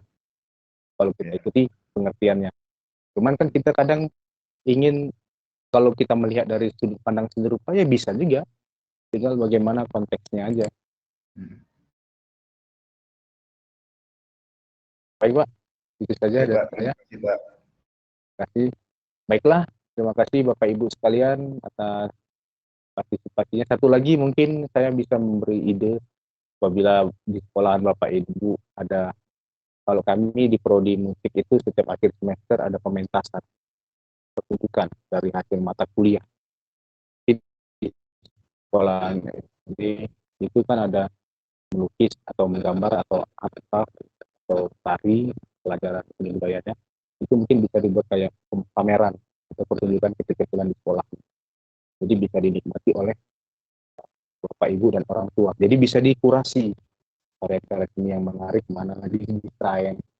Jadi kita mengapresiasi karya seni kita. Ini bisa jadi inspiratif. Jadi tidak perlu menunggu FLS 2N. FLS 2N nggak perlu kita menunggu, nggak harus juara. Karena seni itu tidak harus juara. Seni itu tidak harus diperlombakan. Berbeda dengan olahraga. Seni itu adalah keindahan yang bisa dinikmati oleh semua makhluk. Jadi saya pikir itu perlu supaya anak-anak kita menjadi lebih semangat lagi. Karya saya dipajang nih, dipamerin walaupun hanya melukis pakai HVS atau apa gitu, cuman didesain nanti tata letak pamerannya. Itu saja masukan dari saya, mudah-mudahan bermanfaat. Apapun itu seninya, hasil dari karya Bapak Ibu atau anak-anak Bapak Ibu, saya pikir itu wajib dipamerkan, dipertunjukkan untuk sekolahan atau diundang orang tuanya atau umum. Sampai di sini pertemuan kita sore hari ini. Apabila ada kata yang salah, saya minta maaf. Wabillahi taufiq wal hidayah. Salam sehat, panjang umur, dan banyak uang buat Bapak Ibu sekalian. Amin. Banyak uang kita semua, Pak. Amin. Banyak uang kita semua. Bapak Ibu. Terima kasih Pak, terima kasih. Pak. Assalamualaikum. Iya, Kak, izin live ya. Selamat beristirahat. Keluar dulu. Minggu.